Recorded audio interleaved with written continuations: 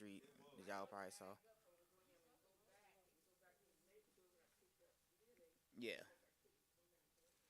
Yeah, I had to go up to Sugar Creek and go down through the service road. That's what I did. Hmm. Yeah. Um, By the shell.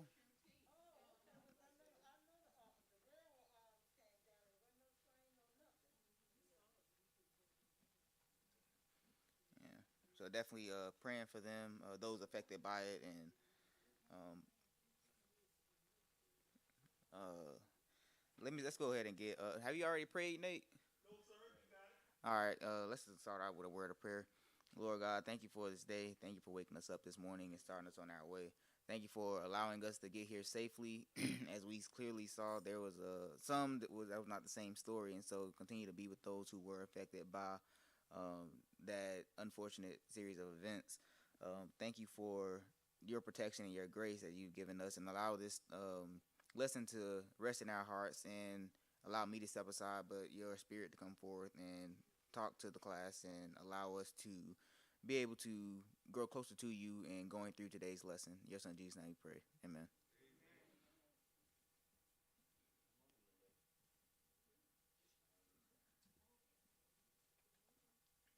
So, let me see. It's October 9th, and today's lesson is entitled Obedience and Building the Tabernacle, and it's coming out of Exodus chapter 40, verse 16 through 21, 29 through 30, 34, and 38. And for those who read the lesson text, I know myself originally when I was reading through it, I was like, I have no idea how I'm going to even be able to present this to the class. That was one of my biggest things. I was like, how am I going to be able to present this to this class? So after reading it, meditating, and sleeping on it, because I went to sleep and everything, I can at least I woke up this morning able to see a little bit of a glimmer of a glimpse of how I'll be able to, I guess, bring it forward into a conversation that we can at least um, talk about, because as many of us, I'm pretty sure we probably read this part of the Bible before, but also probably didn't think anything much of it because it's a lot of, again, instructions and things that, well, we ain't building a tabernacle, right? And so we probably just read over it. We ain't probably think too deep into it. And so I thought the same thing. I'm gonna teach on this lesson, but that's the another my introduction, I should say, into the lesson. So bear with me. I'm gonna need y'all help on this one. Um, but a question that I did have is: do Christianity and business mix? You say no. Does Christianity and business mix? That's the question. You're saying no. Yeah, a lot of people are saying no. Okay.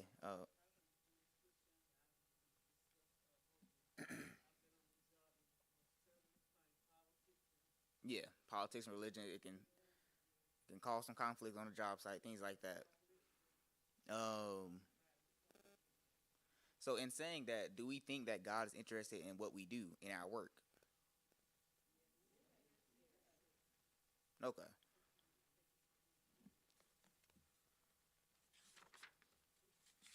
Okay. So let me get to the point I was making in asking that question. I had highlighted it real quick. Oh, it says the text says that to those that say no to the question is to relegate God to a place of no importance in the very area of a person's life where he spends most of his hours that he's awake, right? So most of the time we are awake, we're doing something, we're working, right? So to completely say God shouldn't be in that place, of course, is wrong, which we all agreed upon. Um, but we also do think God is obviously in that area because it says, on the other hand, for us who answers yes to that question, whether you're a Supreme Court justice or a garbage collector, it really transforms your career into a state of dignity. Why? Because you then equate your job to doing part of the Lord's work. You know that you are a piece of the giant puzzle that we, part of the everyday life that we call life. I will call say, and so that was a little icebreaker question I guess I wanted to ask. As well as another question I have is: are we patient and do we follow directions well?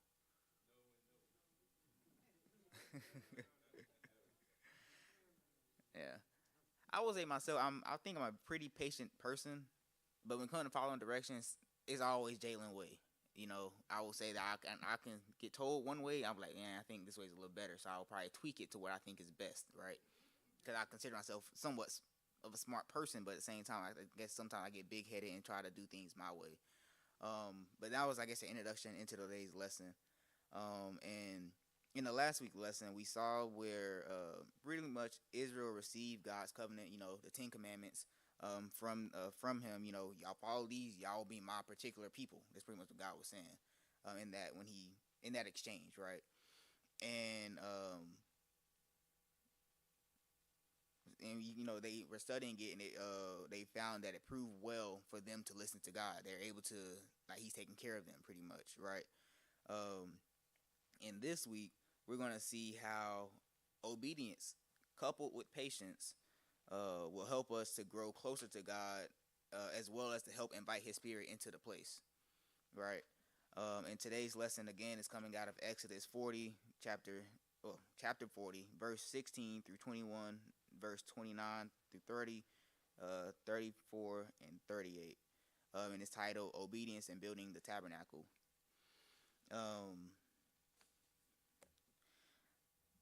In introducing the lessons, the overall specifications of the tabernacle, its use and its furnishings are detailed in the chapters that really pretty much precede Exodus 40, because Exodus 40 is the last chapter of the book of Exodus, right? So everything as far as what the breastplate, or you know, the ephod, or the clothing that the priest would wear, or you have the tabernacle itself. The Exodus, there's a lot of instructions in the book of Exodus after they have miraculously exited Egypt, right? And that's because God is very specific, very particular. And what a lot of people don't realize is that the tabernacle itself is almost like a replica of it's like a replica of God's place on earth. And so that's why so much detail and so much time went into the way everything was built, and why God gave such specific instructions, very down to the very detail of the type of cloth and type of linen that should be used, or the type of material that should be made, and what the images should look like, and things of that sort within the tabernacle, right? The furnishings. And so in terms of the book of Exodus, we should understand the gist, right? And the significance of these chapters, but we won't really go over them that very much detail today, because we just typically do not have the time, especially with me getting here a little late, as well as it's so much detail that's written within the book of Exodus. If you read the entire book in its entirety, right? We all know the plagues, but do people ever talk much about how detailed the clothing was that they wore, or the sacrificial offerings and how they had to clean themselves and things of that sort? Probably not because they don't know about it, but probably because they read it, also realized it didn't apply to them, because we are covered in Jesus' grace, or God's grace, and it doesn't 100% apply to us, but it is still very important to understand it. And I mentioned them because the key piece that we need to know is that, aside from it being, you know, supposed to be heaven re-imaged on earth, right, is the fact that we need to know that God planned it all out and gave it to Moses, and Moses was able to follow it to the T, right, of what God gave him, in order for God to actually accept what Moses had presented for him to, because remember, Moses was building God's dwelling place on earth at the time. And so it was a very big lesson on obedience that we see being, I guess, written out, and what we will see, because I will have the text read in a second here. And also in the lesson, what we will see is how all of this really showed the work that Christ did at redeeming us from sin through God's grace, because of seeing the stark difference from then to now, how much easier. Cause we, like, remember, the old covenant wasn't flawed, right? But it's more so the reason that Jesus was sent was to redeem us, because God still loved us, right? But because also us as people, we're sinful by nature, we were not able to keep everything that God had planned or wanted to begin with. And so God decides to revise his covenant, or put us under the new covenant, which is the New Testament that we follow, and it's, of course, within Jesus' blood. Does anyone have any questions before we keep going, or any comments? Okay. Hearing none. The application of today's lesson is to live our lives as to be a living tabernacle, holy to the Lord. And it comes with the principle of understanding the significance of obeying God and the way He responds. Um, second. So could I have someone read Exodus 40, 16 through 21, 29, and 30?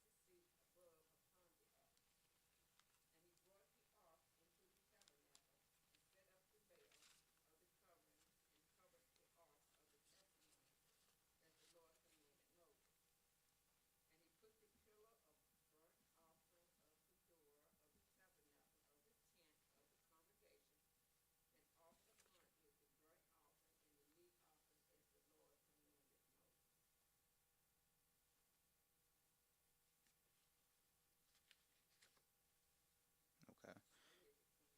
Yeah. 29. You say you read 229? Okay.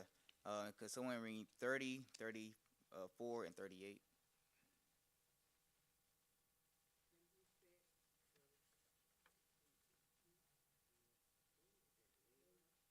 Yeah, labor.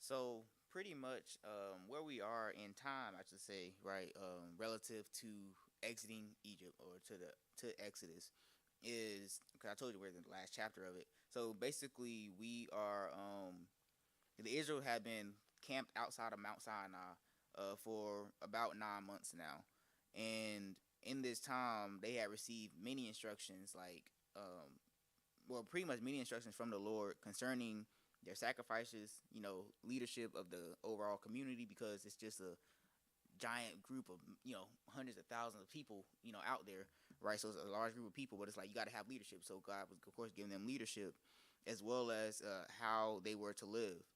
Um, and some of this, of course, all of this started after they pretty much received the Ten Commandments, right? Because that was at least telling them, okay, we submit to your will and we'll be your people, and we will follow these rules. That's pretty much what the exchange was that took on there.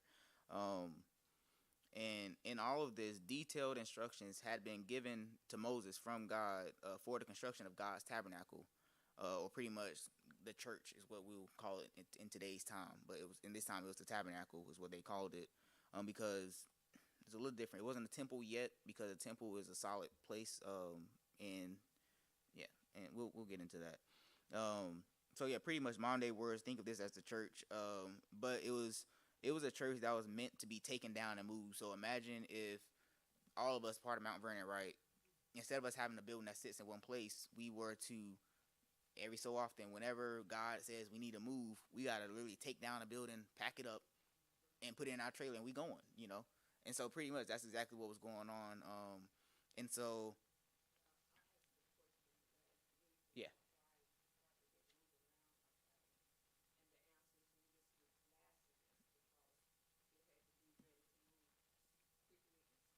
yeah, yeah, exactly. Um, And so pretty much they received detailed instructions on having given from Moses to God, given to Moses from God in ways to construct it, right? And it was meant to be taken down and moved. In addition to this, all of the tabernacle itself, the building itself, needed very specific instructions on how to build it.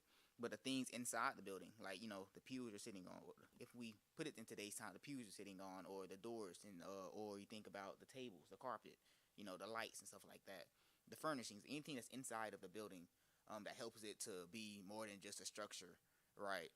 That's what's the furnishing. Like, you think of a home, you put furniture in it. You after your house is built, you put furniture in it, and so same thing.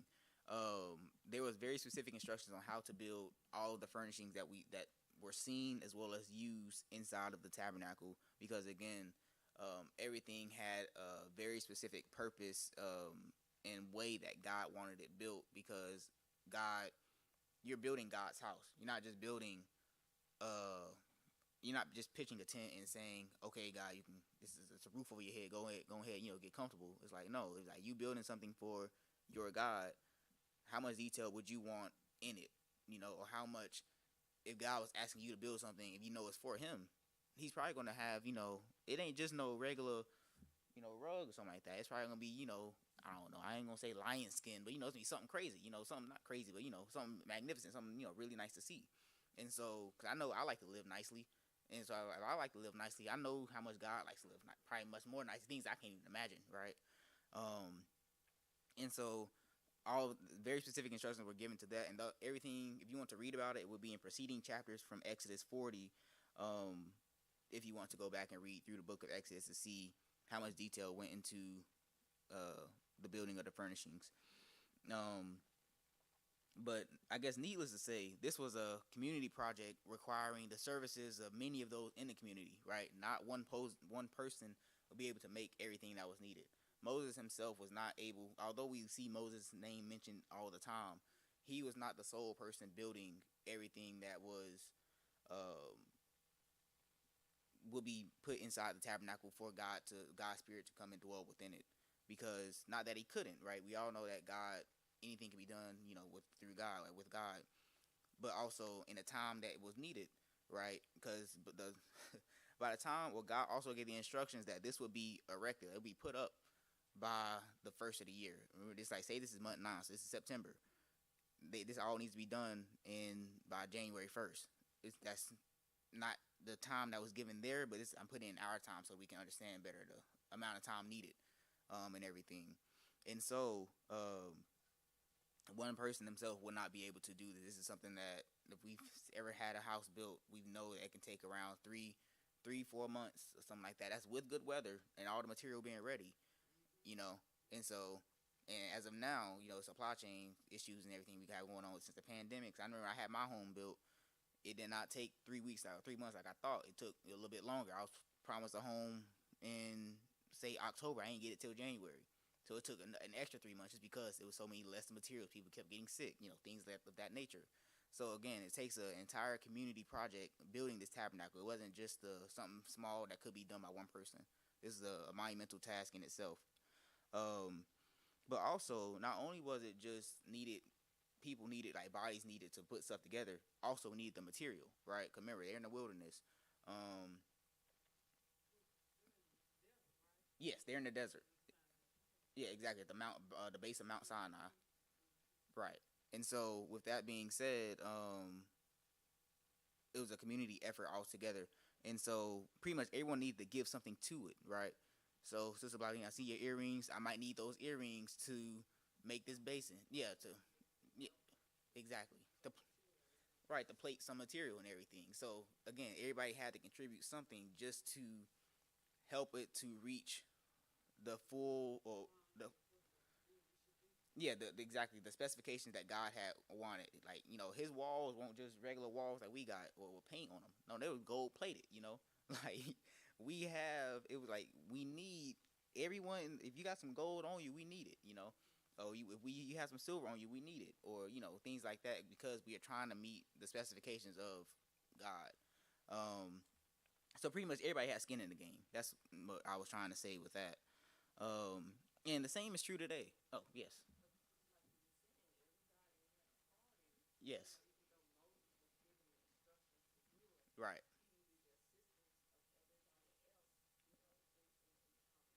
Right. Exactly. Mm-hmm. Exactly.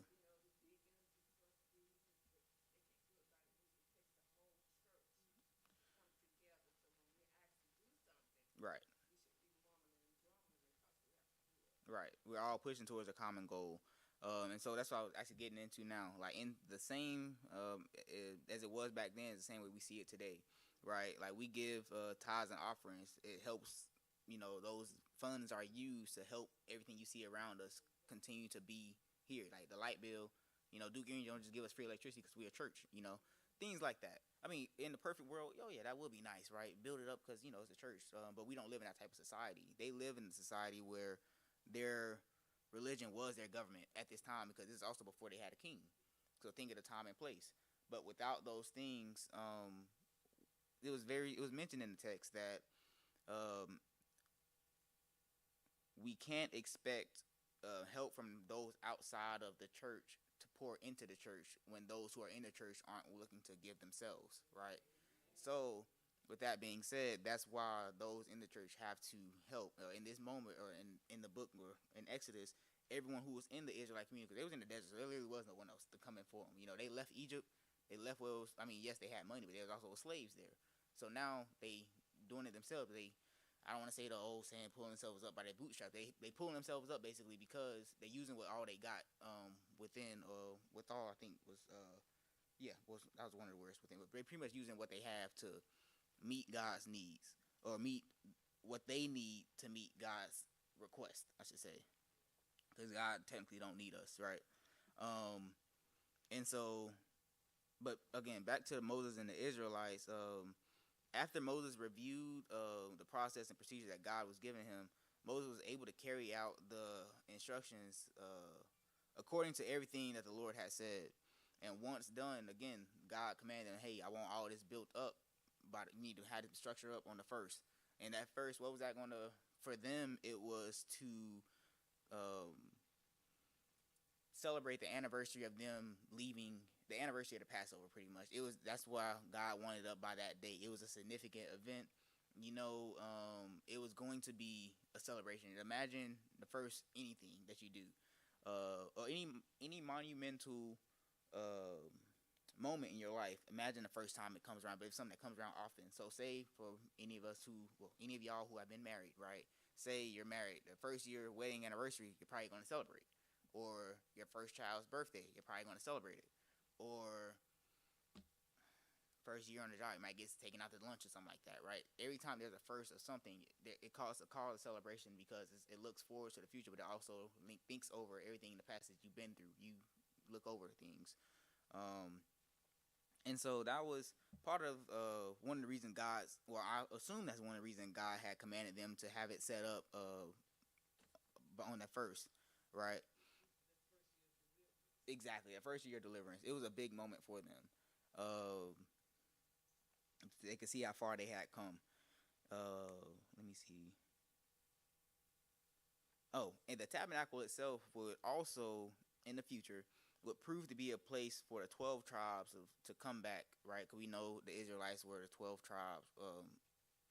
They pretty much represented broken into 12 tribes, right? But the tabernacle itself became the focal point of the nation's life as they were scattered throughout the land of Canaan, or the Promised Land. Is what it's also called. It's truly the land of Canaan, but it's also referred to as the Promised Land by the Israelites because that's the land that God promised to them. But that's in the future, right?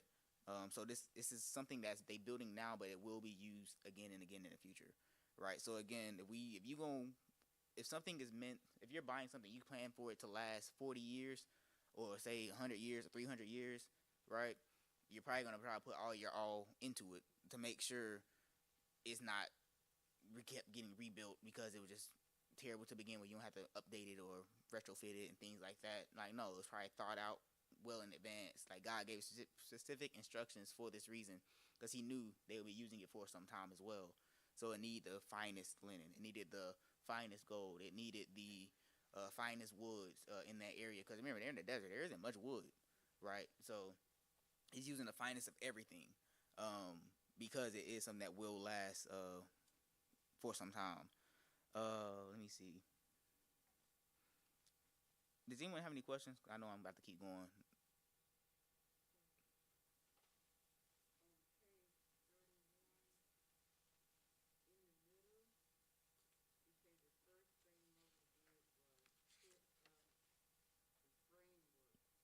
Mhm. Mhm.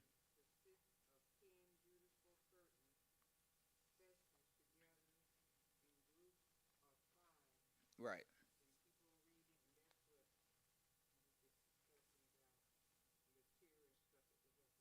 Right. Yes, exactly. And I was going to get a little bit into that, so you got a little bit ahead of me. But yes, no, no, no, you're fine. You are absolutely fine. I'm glad that you knew that though. It shows you read the lesson, so I'm definitely happy for that. But I know the. I guess back to the construction. As she was stating, the tabernacle itself was designed to be taken up and put up and taken down very quickly. Um, and the covering itself was made. It was made of all these curtains, right? And it's like, well, why is it so many layers? Why is it so many curtains? Well, you gotta think this is their roof. It needs to be waterproof. Because remember, you got to put wood and some wood, as well as gold into and a building. You want your stuff that you built to be nice, or you want it to be kept. And the only way to do that is to preserve it. If it's out in the elements, right? Like we have our house. Our house keeps us wet from the rain or dry from the rain. Why? Because the ceiling is to an extent waterproof, water resistant, right? To where that when it rains, our stuff won't get wet. And so the tabernacle needed the exact same treatment. And uh, and the real reason it had to be waterproof is to protect the items that are within. And the main items that needed protection, does anyone know what that was? Exactly, the Ark of the Covenant. Um, does anyone besides those who've answered know what was within the Ark of the Covenant? Yep.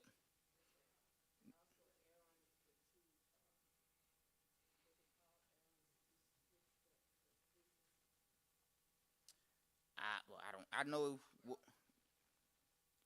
Yeah. Yeah.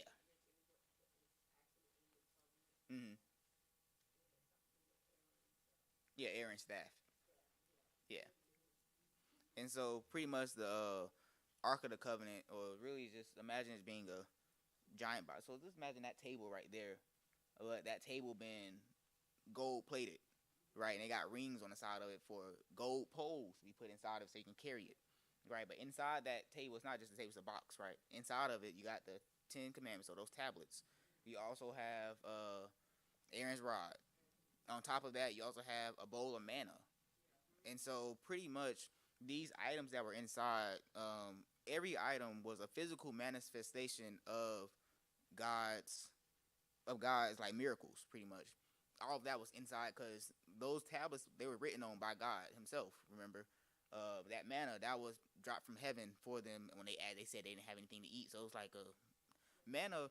I don't know if y'all know this, but the word manna actually means what is this? Because the Israelites didn't know what it was. They just knew they were supposed to eat it.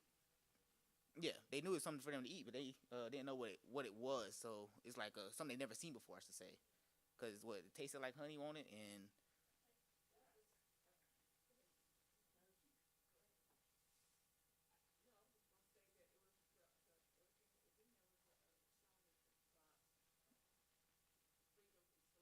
mm-hmm.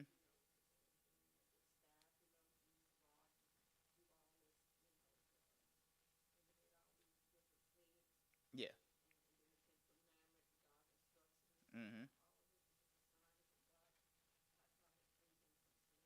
Right. It was very they were all that's remnants of they all relate to a miracle, things of that sort. And so these are very precious items that, of course, we want protected from the elements because we're in the desert.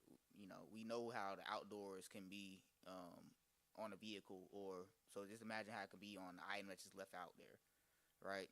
Um, in fact, if you actually look in the book of the Second Samuel, you'll see where Uzzah he actually lost his life by simply touching the Ark of the Covenant.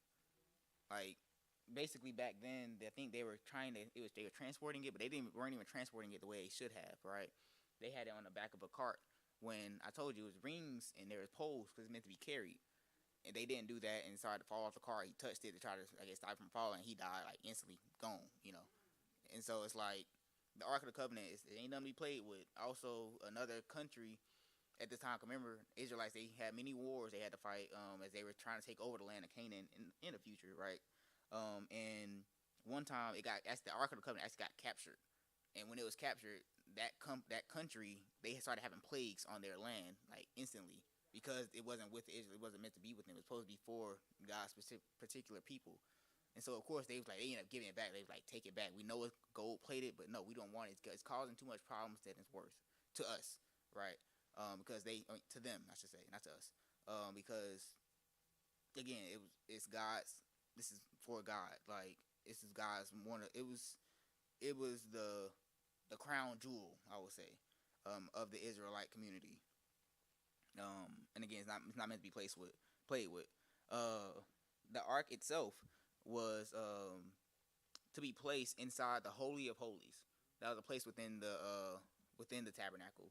So the Holy of Holies, it was a place that could only be entered once a year by the high priest, which at this time is Moses. But even Moses, he could only enter it once a year. He wasn't allowed special any I guess free access to come and go as he pleases, right?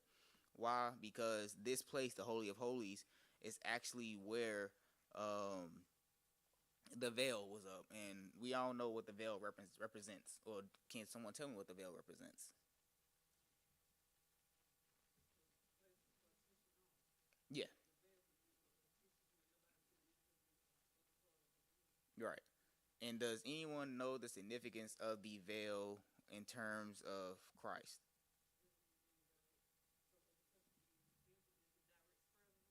No, well, within Christ, like with Christ, with Jesus. Does anyone know the purpose of the significance of the veil in Jesus?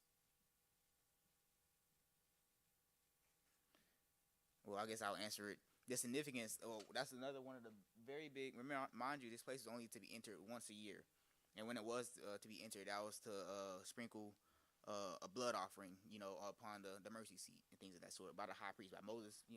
At the time it was Moses.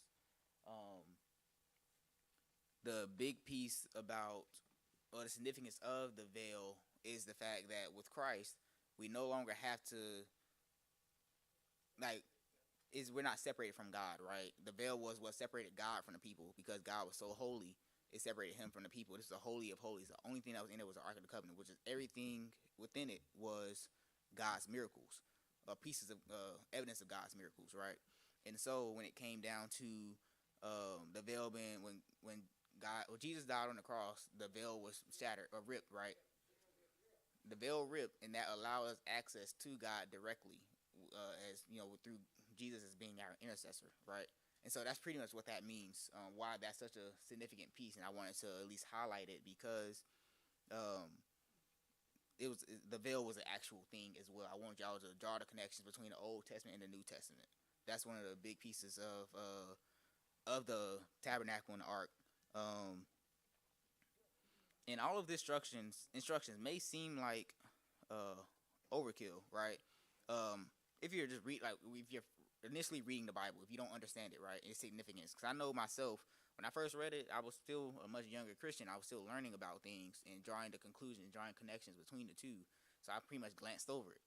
But now reading back, I'm seeing the significance of the fact that no, the veil was the same veil that when Jesus died, it tore, and we were now allowed in the presence of God because the veil in the Holy of Holies was actually the place God's Spirit would be while he was in the land, like with the people in the with the Israelites, things of that sort. Because God was, he was on earth with them. Because remember that pillar, that cloud that they followed it was a cloud by day and fire by night because they were traveling through all time. Wasn't no street lights or nothing.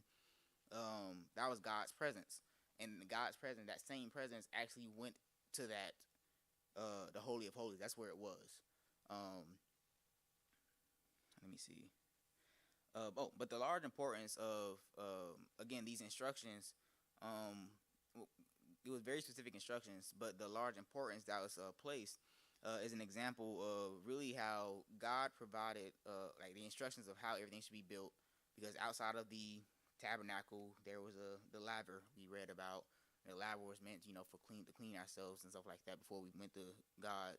But the importance of all of this is it shows that God, even then, as He does today, provided a way for man's sins and guilt to be, I guess, cleansed, washed away, right? And so that was the big importance back in the Old Testament days of the tabernacle and of the Holy of Holies, of the tent of meeting, things of that sort.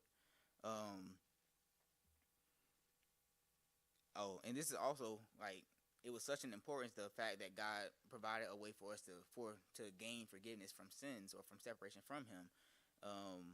Is that right after that piece of the tabernacle was placed, Moses would put up the table for, what's it called? Table for burnt offerings. Yes, it was the first item that was placed outside the tabernacle in its courtyard for the people to give offerings on to try to get back right with God. It was a very important piece, again, to what God's character is. Like, not only is He so great that He will have all His instructions into where He's not just going to live anywhere, right? He's very precise on where He wants to live and how it should be carried out, and we should follow His will. But also, He's also going to immediately, following that, like, aside from telling us who He is, right? Because all of that is a representation of who He is. He's also give us a way to get back to Him by setting up that table of burnt offering, that place for us to, well, again, it's the Israelites, the place for the Israelites to try to rectify and get back right with God, and ask for forgiveness, because it was, again, a way of showing His love. And we also see an importance on cleanliness. I know I spoke about that a little bit, about the laver, or the laver is the same thing as, because I know we were reading, trying to figure out, how to say that word. What is that word? Well, laver is really just a basin, and a basin is just a bowl, right? So just think of a bowl that got some water in it. You can use it to wash your hands, wash your feet, things like that. Because remember, if you're going to see God, you ain't gonna just come in here any type of way, right? I know a lot of us, if anyone works on Sunday or something like that, depending on what the work you do, you might, after you get home, you take a shower, right? You don't want to be in your house dirty. So the same thing with the same thing we would do at our home, we're going to do it within God's home. And so it's like we're going to wash our hands before we go into the sanctuary, before we try to, or the priest would do any work. They're going to wash their hands, wash their feet. Because, again, they're in the desert. They're outside. They don't have paved roads and shoes the same way we do. So it's like they're probably going to be a little bit more dirty. Not only that, but still, they just need to clean themselves, because it shows a sign of respect, I will say.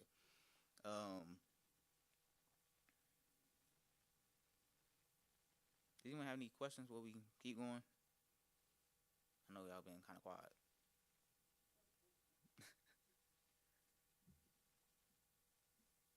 Or any comments, I should say.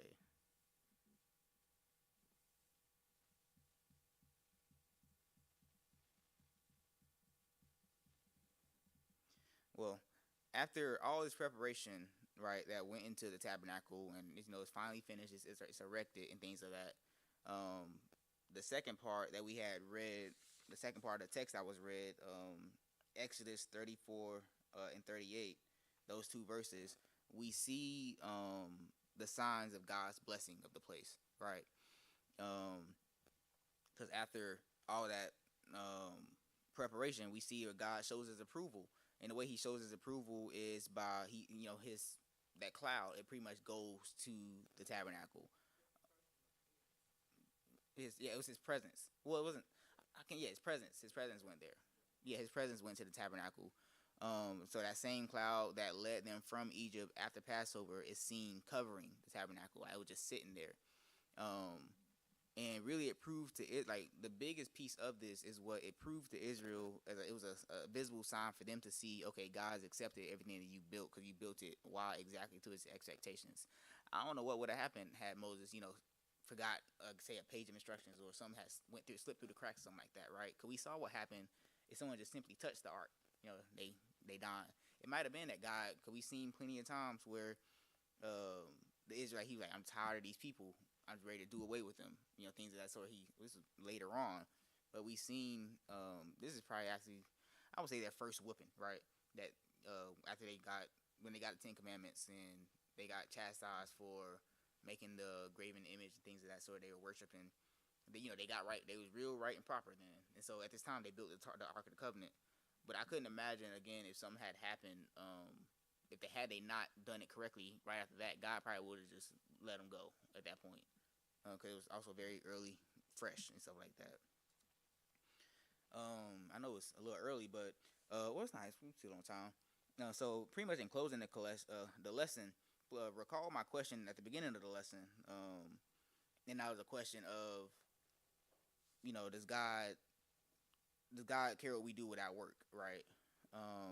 Let me pull up the exact question I asked himself.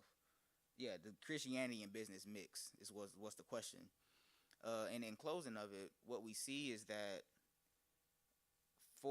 in order for everything to get built, right, everyone who was doing their job had to take pride in what they did. Not only they had to take pride in what they did and do it to the level of which, sometimes you be at work, hey, man, they don't pay me enough for this. I'm gonna start slack off. They they have a name for it now. It's called quiet quitting. If any of y'all read on the internet and stuff like that, it's called quiet quitting, where you just do your job to the bare minimum, pretty much. But you say what?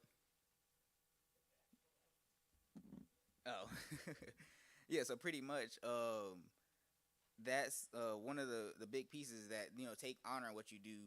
Do it as if you are doing it for the Lord, so that the best product comes out of it, right? And it was a great lesson for us to study today is the need for Christian workers, right? All the work we read about Moses doing, we can't assume, as I said at the beginning of the lesson, we can't assume he did it himself. We know he had other people helping him, a team of people, a community of people helping. And in the same way, in our church, we can't just have just the pastor doing everything himself. We have the ushers, we have the missionaries, we have the choir. Everyone has a role in the church, and things of that sort. And honestly, it should be a place of honor as well. And really, a point that was in the lesson that I like to call out. It said let's make ourselves available to the Lord rather than making excuses when we're asked to lend a helping hand in being a part of His community. So it's like if someone in the church ever comes up and say, "Oh, hey, will you do this?" Don't always make the excuse not to do it, but also think it was like, "Oh, if God needs me to do this, like, as much as He's done for me, this is a very small thing I can do for Him." We always say, "Oh, 10,000 tongues, I couldn't thank Him enough." Well, yeah, you can't, right? But also a way you can show thanks at least is in action, right? I know myself. When I was first asked to be Sunday school assistant superintendent, I was like, dang. I know I go to church a lot, but I won't trying to do all that. But at the same time, I'm glad I was asked because I said yes, and now I'm here, and it's been about 2 years now. But I'm here, and I didn't make excuses. I just went ahead and lend that helping hand, and pretty much what I guess me saying this and the text saying, it's a commission for y'all to all do the same. Like, no job is too small and no one is unworthy of being able to help take part in the community of God. And so, the same way God showed His approval in the tabernacle by dwelling within it, the same way God does within, He shows His approval on us, our life. Because we all say, we hear it always said in the church. We want to hear it. Him will say one day, "Well done, my good and faithful servant." A good and faithful servant ain't just coming and sitting down. You also got to do stuff like while you're there. And so that's just, He shows His approval to us today by dwelling within us as well as convicting us when we do go astray, when we are not doing as we know. If say we're doing something we know we ain't supposed to be doing, we feeling that conviction. It's because we know God's within us. That's kind of Him showing His approval of us or disapproval of us, right? He's convicting us, right? And so I wanted to actually read practical point 1 and 2. I heard the bell, so before the lesson ends. It says biblical obedience requires full commitment to whatever God commands, as well as everything that God commands has a purpose. And so when God asks you to be in to do something, it will serve a purpose. It's not just for glitz and glamour, right? When God asks for help or wants you to join or to be a part of some ministry or things of that sort, there's a purpose within it. You might not see it, you might not want to do it, but you will end up seeing it. You will end up doing it, wanting to do it. Like me, I remember at first I was like, I want to teach, but at the same time, I don't want to teach all the time, especially be involved to a level of a superintendent. But now I'm like, I'm actually happy that I do it, right? Just because it has grounded me to an extent, as well as made sure that I am still being involved within the church with something that I always wanted to do. Um, does anyone have any questions or thoughts? Oh, right. Yeah, it can be very small. Exactly. Yes.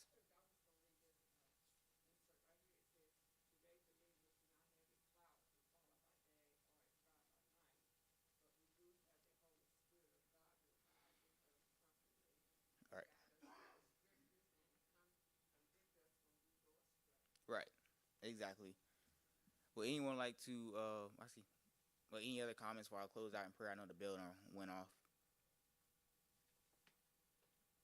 Hearing none, Lord God, thank you for this day. Thank you for today's lesson, as well as the reminder of how glorious you are, and that we should always put our best foot forward when we are trying to represent you, not only represent you, but to come closer to you and build that relationship, as well as do your will, right? Continue to be with us.